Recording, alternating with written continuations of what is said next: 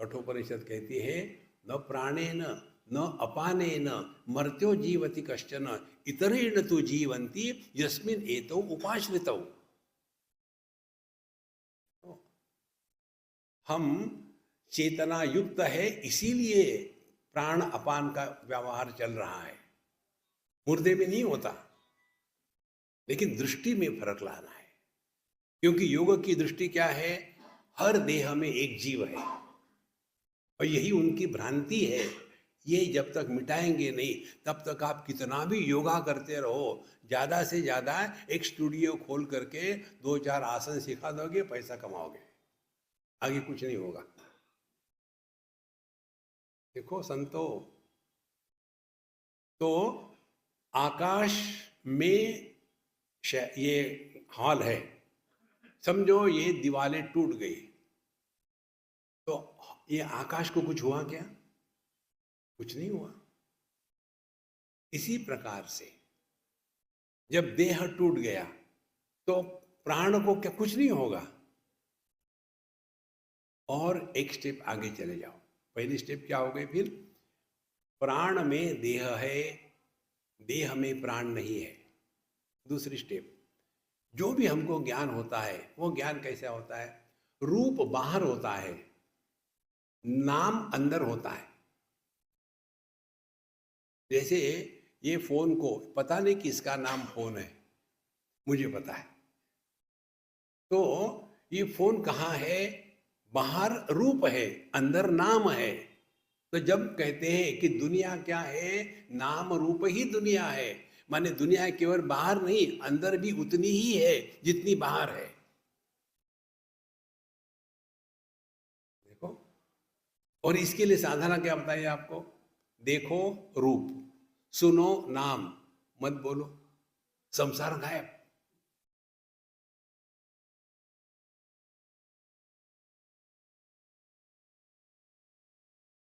तो जो वस्तु मन में होती है उसी वस्तु का ज्ञान होता है।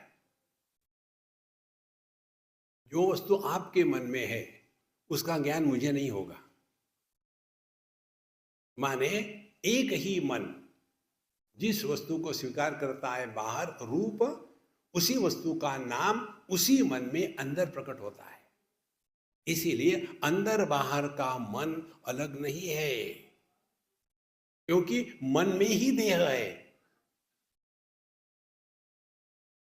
देह में मन नहीं है। देखो,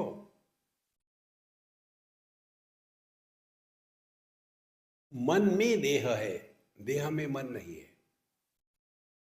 जब हमने उदाहरण दिया था, ऑपरेशन होता है हाथ का, उधर का लोकल एनेस्थीसिया लगा दिया, अब वहां मन का प्रवेश नहीं, तो हाथ को काटो कुछ नहीं होता, क्योंकि वहां मन है नहीं। तो जहां भी जो भी अनुभूतियां होती है वो मन में होती है। तो ये संपूर्ण सृष्टि मन में है, और मन में कैसी है? नाम रूपात्मक। और इसको सत्य कैसा मानते हैं? जब हम नाम रूप को लेकर के रिएक्शन शुरू करते हैं, अच्छा है बुरा है, I want I don't want, संसार शुरू। देखो, तो फिर क्या समझ में आएगा? सर्वतः पाणिपादम तत्, सभी हाथ पैरों में मैं ही प्रकट हो रहा हूं। क्या ये अपना अनुभव नहीं है?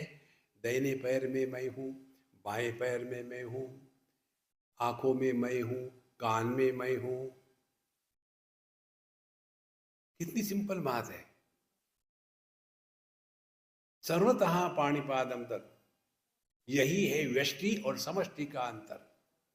जो कथा आती है ना भागवत में इत्यादि,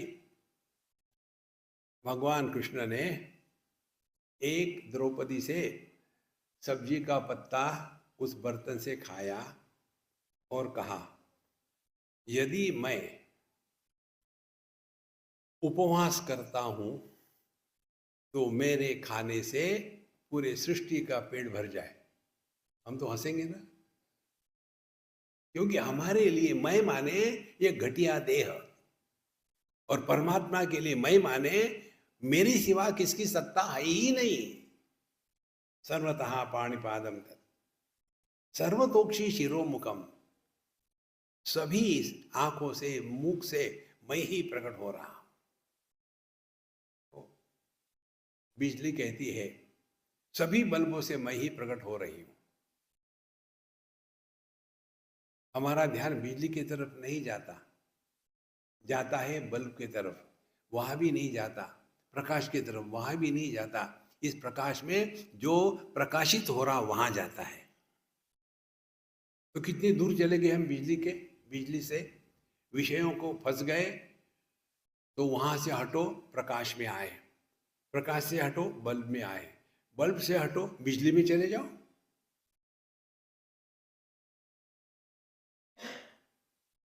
जब तक हम अपने व्यक्तित्व की पेरीफेरी में रहते हैं तब तक के संसार है।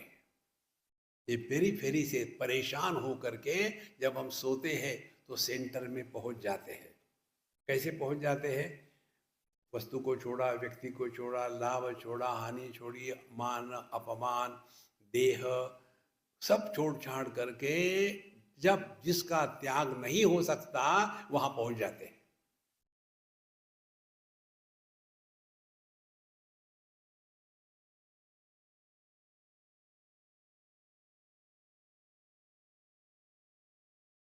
इस चिंतन को हमको नित्य निरंतर जिंदा रखना है। नहीं तो इसका जो साधारण भाषांतरण आता है, मैं ब्रह्म क्या है, जिसके हाथ पैर हर जगह है, सभी जगह उसका सर है, मुख है और सभी कान उसी के है और सब में है। अरे ये इससे कुछ नहीं होने वाला।